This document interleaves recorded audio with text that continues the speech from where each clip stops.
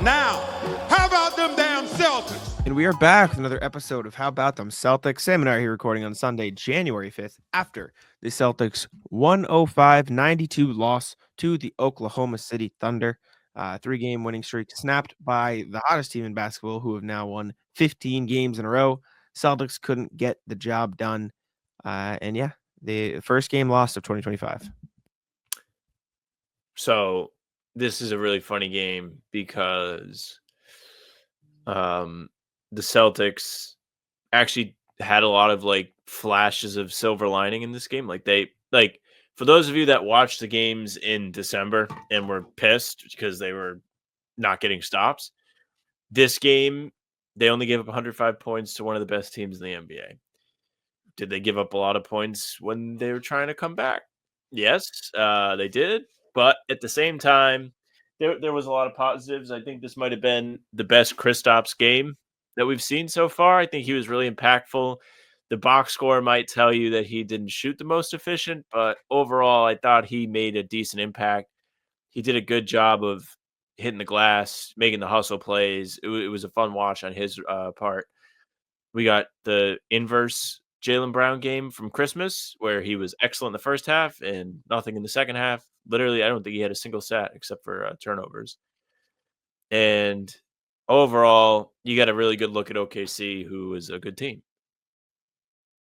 Yeah, it's a tough game. I even think the stat, I don't want to say inflated, but part of their game plan was let Lu Dort shoot, and he made 3 shots that ended the game at the end. And he was, let me do quick maths, 1 of 6 from 3 before he made those 3 shots. So that's tough. It is what it is. I don't want to call it a Caleb Martin thing, but effectively it is the same thing as the Caleb Martin thing. That was their game plan, and it worked really, really well. Their whole game plan of, listen, we're going to leave some shooters open from 3 in order to guard the paint because that's where the Thunder play best, worked really well. Like Sam said, they give up 105 points to a team that averages 115 plus and is a top 10 offense in the NBA. Like that is a win. The problem is the Celtics shot 19.6% from 3. And you're not going to win games when you shoot that bad from 3 and your offense dries up in the second half as bad as it did. The Celtics in this game scored, let's see, they had 15 points in the third quarter and 12 points, I think, in the fourth quarter.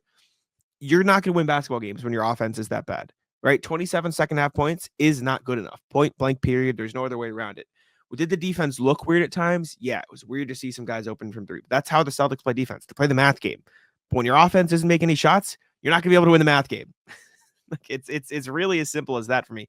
I think Kristaps was good, especially in the first half because of the size. And when the Celtics weren't making their shots, and they never did, they did a pretty good job of utilizing Kristaps' size down low. Luke Cornett even had a possession where he used his size. But in the second half, the Thunder got a bit more physical. And the biggest difference offensively was Jaylen Brown had a phenomenal first half and was completely useless in the second half. And if you're not making your threes and Jaylen Brown goes from, oh my God, he's going to help lead the Celtics offense to, I don't even know if he made a shot in the second half. Let me see. In the second half, Jaylen Brown. He had no stats except turnovers. Yeah, you're not going to win a game. Like you just lose if that's your offensive production. The second half was a tough watch. Now, as someone who took Thunder money line at halftime, it's not as tough to watch. Now $50 richer, but just gross. They went into ISO ball. They did move the ball on certain possessions, but the shots weren't dropping, which kind of sucked. Couldn't score, man. And it kind of reinforced the mindset of trying to play ISO ball because they were like, fuck, man, if I pass, they're just going to miss. Didn't matter what they did. Everything was empty. Joe Mazzulla, I think, just went up to the podium and was like, yeah, a lot of empty possessions in the second half. He wasn't thrilled with what he saw.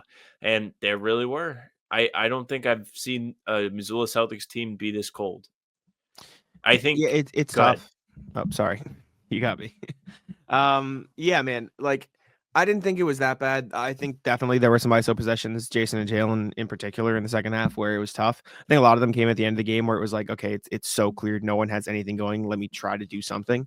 And maybe you want to avoid those, but shit, man, the threes just weren't falling. Like they couldn't make them. For as good as Kristaps was at using his size mismatch, he was ice cold from 3, couldn't make shit. Derek White went cold from 3. Drew Holiday couldn't hit his threes. Al Horford couldn't hit his threes, even though he hit one of the only ones they had in the second half. Like, if no one is making threes on this Celtics team and you're getting a decent amount of quality looks. Like, it's tough, and you credit the Thunder, man. This is what they do. They play good defense. They force you into taking tough threes, and that plays into what the Celtics are doing. And then if you can't generate your offense, you're not going to be able to win. And it's just stuff like the Thunder only had 50 points in the second half. That's good. That's just a really good defense second half. It's just that the Celtics had 27. Like, you're not like it's impossible. And it's a little inflated because, like I said, those 3 Lou Dort threes at the very end of the game are threes they're going to objectively just leave open. And if you want to play the math game, maybe he only makes one of them, and then the Thunder only win by this, blah, blah, blah, whatever. In my mind, this game was a loss because the Celtics offense couldn't do anything. And I think that was partially a product of the Thunder playing incredible defense, which they are. That is who they are. They play amazing defense. They're the best defensive team in the NBA for a reason. But also, like, they just couldn't hit anything. Second half, Jaylen Brown, 0 of 7, 0 of 3 from 3. Second half, Jayson Tatum, 4 of 11, 1 of 4 from 3. Kristaps, 1 of 5 from 3. Derek White and Drew Holiday combined for 0 of 6 from 3. Pritchard and Sam Hauser combined of 0 of 4 from 3. You lose. If that happens, you lose the game. That's it. You're done. Just to kind of put a bow on all of this, if they were in Boston, this may be the day that I would ask him if there is a time that you stray away from the math or the game plan, because as much as they did kind of try with the ISO ball, all reliable did not work in this game, and it sucked. And it sucked even more because, like you mentioned, they were getting the stops. Watching a basketball game where the door is wide open for the Celtics to just take the game and run with it if they just play an average offensive game. And listen, we cannot pretend that OKC had nothing to do with that. They were physical with the Celtics in the second half. They were blitzing the ball. They turned Jaylen over a bunch of times. Box score says he only has 3 turnovers. It felt like he had 15. They deserve credit in this too. But when wide open threes are just hitting the front of the rim, Bill Sy of Celtics blog was saying that there's a lot to this where it felt third game in 4 nights, and the legs might say that. I don't really buy into that. I buy into it as a factor, but you know me, Jack. If you're there, win the fucking game. Like, you're up 13 points at one point. They end up 10 by the half. They should have been able to close this game with the way they played defense. Like, their tired legs didn't show themselves on defense the way they did from the 3-point line, which was very frustrating. It's just they weren't falling, and I guarantee you Joe would say, no, we play the math. That is what it is. In some games, it's not going to go your way, and it's fine. And over the course of a 7-game series, it will go our way because we know the math. And I agree with that. It just sucks when tonight you play great defense and the math isn't there for you offensively. And the problem with changing up in this game specifically, in my opinion, is if you do change it up and you decide to stray away from the threes, you're met with a giant behemoth of a body down low that is Isaiah Hartenstein. And the Thunder do a great job. That is why they are such a good defense, because they have perimeter defenders who are able to chase guys off the 3-point line, and then a fucking mountain down low who is an incredible rim protector. Like that. That is why it works for them, and that is what you saw in this game. And the Celtics, who are usually one of the best 3-point shooting teams in terms of volume and winning that math game, weren't able to do that because they just weren't falling. And I'd be curious to look at the shot profile in this game, especially in the second half, and see my thoughts after that. But I thought they did a pretty good job. Like, Tatum got to the line for 12 free throw attempts. Kristaps got 6. Jaylen only got 4, but still, and just the threes weren't falling, man. Like, they just weren't. And I thought they actually played a pretty good offensive game, especially in the first half. And I think the Thunder just changed up enough defensively and pinpointed certain areas to take Jaylen Brown scoring away while still making them take some tough threes. And that was just enough, combined with the fact that they were already ice cold to lead to what we saw on the court. So it is what it is. I mean, it's January. It's tough. They're one of the best teams in the league for a reason, right? The Thunder are this good for a reason, and you saw that in this one. Lou Dort, by the way, for those who are wondering, was 1 of 6 before the 3 daggers he made in a row. So if you want to be a math guy on that, it was working up until that point. The thing about the math on Lou Dort, though, is I'm pretty sure Lou Dort is shooting like 40% from 3 this year. Could be wrong, but I'm almost 90% sure that they did say that on the broadcast today. I want to know why when I click Lou Dort on NBA.com and then click stats, it brings me to the fucking preseason. 40% from 3 on 5 a game. He is shooting 40% from 3, yeah. So So if he's the a game good plan shooter, is to but leave a 40% three-point shooter open, that means OKC is a very deep team with a lot of weapons around the perimeter. And exactly. That's I the whole can't point. really blame the Celtics for being like, we don't want to just let Shea play one-on-one because the guy's incredible. He came out in this Like, game like a motherfucker. and I'm just gonna get out of this because I can feel the comments and the people listening to this saying you shouldn't leave players open. It fucking worked. It objectively worked. They gave up 105 points in 2025. That is a good defensive game. It just is. If you're giving up 105 points, you should win the game. Point blank, period. I don't care what you have to say. The defensive game plan worked. They did not have a good enough offense. That is it. And you can say certain defensive possessions weren't good enough. 100%. You can say that about any game. If you give up 80 points, there are going to be possessions where the defense was bad. 105 points against one of the best offenses in the NBA is a good defensive game. Perfect? No, there's no perfect games defensively in the NBA, but it worked. The problem in this game was the offense, and I people if people have to complain about leaving shooters open because of the optics of it, sure, but that was not the problem in this game. Problem in this It game. wasn't. Drum It roll, wasn't. please. The problem in this game, the bench, ass, horrible. Sure. Sam Was a problem, Hauser, yes. Peyton Pritchard combined 1 of 10 from the field. Hauser was the one that made the field goal today. I feel like Pritchard's kind of earned a pass because he's been excellent almost every game this season. He's going to have a goose egg, I guess, once in a while. I've kind of seen enough of Sam Hauser for now. I'm sick of seeing him miss threes out there. He's been wildly inconsistent this year. The back has been a real issue for him. It's clear. Has he had stretches where he's made threes? Yes. If I'm not mistaken, he was really good against the Rockets. But when you really feel him when he's missing the shots, you really feel it because you expect him to go in, and that's his job to be out there to make threes. So when he's failing to do that, you really, really feel it. I know there are guys in this game that also missed threes. It just felt more gut wrenching for Hauser because it felt like a lot of them came in really big spots. Like as things were starting to crumble in the third quarter, it felt like he got a lot of looks. Even in the first half, when the bench unit I Yeah. actually thought played well. Like I was like Luke and Al look great out there. They're really hustling. Like I thought the Mhm. Celtics showed a tremendous fight in this game in the first half too. They were making hell for the Thunder. They were getting on the glass hard. Like Yeah. they were making the Thunder pay for having Hartenstein as their only true big guy. And the second half was just not that. Yeah, I think it was as simple as the Celtics' main forms of offense in the first half got taken away better by the Thunder, or in the first half got taken away better by the Thunder in the second half, and the 3-point shooting never came around. And that's why they lost this game. I thought Al Horford looked pretty good in the first half. Like you said, Luke looked good in the first half. It is what it is with Sam Hauser. I don't think there were any better options. Maybe you wanted to say, oh, just play the starters more, but like it's not like Jordan Walsh is going to come in and give you a spark where you need it in this game, right? Like it's not like maybe you try Drew Peterson, maybe that's the answer, and see if he can shoot a 3 and make one and see it go down. But it is just tough when he's not making them because that's such a big part of their offense. And he only played 11 minutes. Like it is what it is. I know he took 5 threes, but he wasn't on the court for that long realistically. It was just a tough night for everyone to be so cold from 3, and that's what the Thunder do. I don't know the exact stat, and I'll look it up right now, but I would, excuse me, I would bet a lot of money that they are number 1 in the NBA in preventing 3-point shots. Like, let me see, opponent shooting. Let's see, can I do threes? Let's see, I want to see. I don't know how to do this. Excuse me, 1 second. Oh, I got it. The Thunder allow. Oh wait, no, not usually. They must have game planned really well for this. They actually usually allow a lot of threes. They usually allow 38 opponent threes a night. And the Celtics, I mean, you have to account for this fact the Celtics averaged 50 and only took 46, but they make they make threes hard, man. And they did that to the Celtics in this game. Yes, okay, there's the set I want. Opponents shoot 33.1% from 3 against the Thunder. Number 1 in the league. Like, this is part of their game plan. Defend the 3. Don't let teams shoot threes. It's the opposite of the Budenholzer effect. It is, we're defending the threes, then we're going to rotate, and help on the paint.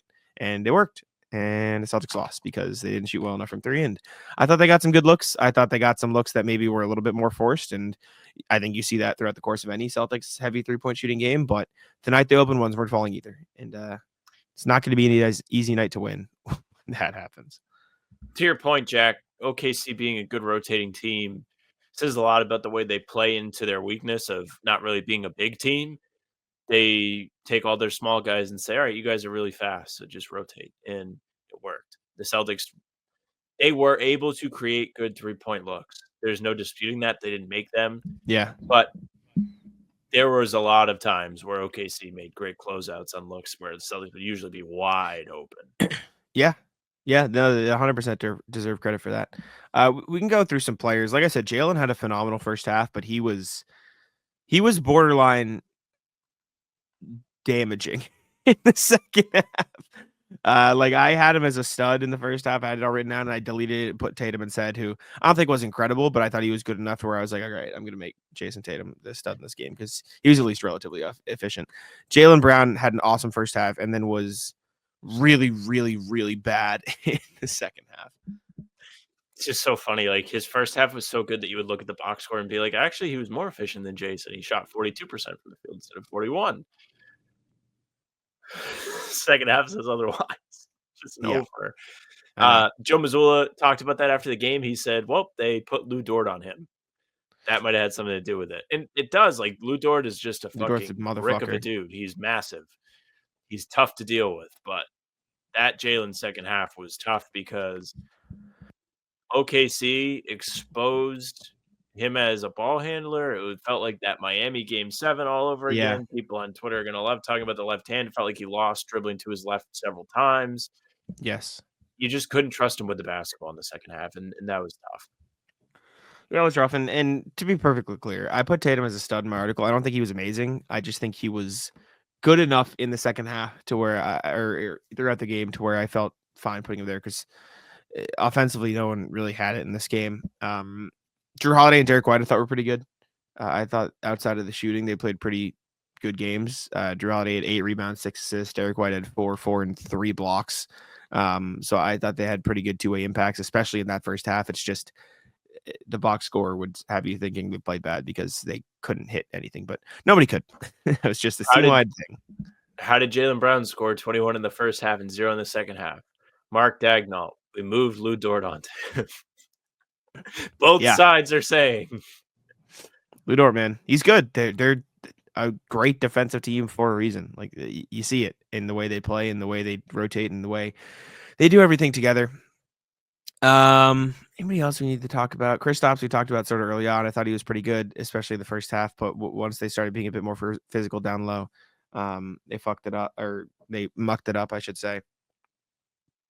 I don't know if there's anything else. Mucked it up is the clean version of fucked it up. You're saying the same thing. I know. It doesn't make a difference. Al was actually like not bad in this game. He shot 2 of 5 from 3, which by his recent standards, 40%, not bad. Still missed some big ones, but nonetheless, good to see him at a reasonable clip. Yeah, it's a tough one, but I don't think there's anything else. Is there anything else we need to talk about this game? The refs were kind of weird at the end. It had no impact on the game at all. It was just Celtics lost this game before. It wasn't. I mean, go ahead. It wasn't. It wasn't from they affected the game perspective. It was a holy shit, just let them play perspective. As in, like, it just dragged the game out for no reason. Like that Derek White thing was not a foul. Like, first of all, what the fuck what are you looking at for a flagrant? And then we're gonna call illegal screens, but then the Celtics drive to the hoop and we're not gonna call anything, which I like. I like when the games are fluid and you could just play at the end of the games. I like when there's not a lot of calls. I like when you let it be physical, but then you're gonna call the Derek White thing and then illegal screens. Like just let it be more fluid as a whole instead of calling some bullshit here and then some nothing there. Like it just felt like a very weird pick and choosy game when it should have just been a free flowing game because it was an awesome game. Up until obviously it looks like it was a bigger win than it was because Lou Dort had those 3 big threes, blah, blah, blah. But like this was a great entertaining basketball game. The Thunder made a great run in the second half. The Celtics played great basketball in the first half. Like it was good. It just like it felt like it could have been so much more fluid had the refs just not. Which again did not impact the outcome of the game at all. But it was just like a fluidity thing that I was. I mean, people online are just fucking crying today. I don't care. Let them play, and then call it both ways. I mean, do I think guys got hit going to the rim at the end of the game? I do. If you want my honest opinion, I think they could have benefited from a couple calls. It was like within 4 or it was within 6. Tatum goes hard to the rim and gets bumped, and they don't call anything. Like, but at the end of the day, maybe the Celtics shouldn't have shot 20% from the field in the second half. It comes to a point, and also there's something to They be missed the said about shots. maybe, just maybe, the Celtics, they only missed 3 free throws in this game, but the ones they missed felt very big. The 2 Tatum misses really were the turning point of this game, actually. He gets fouled on a 3 in the third quarter, which was a nothing foul. Barely even touched him. He falls down. They review it, call stands somehow. Then he goes up to the line and misses the first 2 free throws, and from that point on, the Celtics were up 8, I think, at the time of the foul, and then they were dead. Stuff, man. It is what it is. Celtics couldn't hit shots. The offense lost them this game, and we'll see if this is a consistent thing. If these two teams end up meeting in the NBA Finals, and the next time these two teams face off, I would bet, and maybe this is just me, that the Celtics won't shoot 20% for an entire series, but maybe that's a hot take. I'm not saying that means they would definitely win, because this Thunder team's legit and they proved that, but it's tough when your offense isn't flowing and the shots aren't falling. You get games like this. But appreciate y'all for tuning in. Let us know your thoughts down below in the comments. Make sure to leave a like on the YouTube, subscribe there, follow us on Spotify and Apple, and all. Sam, take it out. Yeah, thank you very much for listening and watching. Make sure you subscribe, leave a like, comment, tell us what you thought of the loss in Oklahoma City.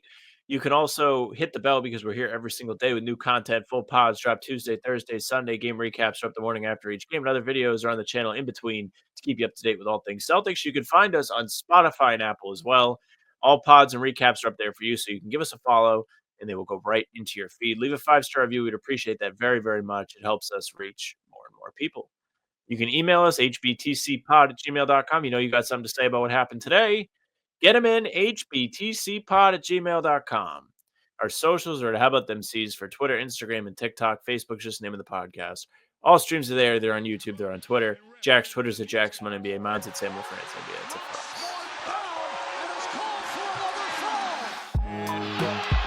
Taco, come on. Taco.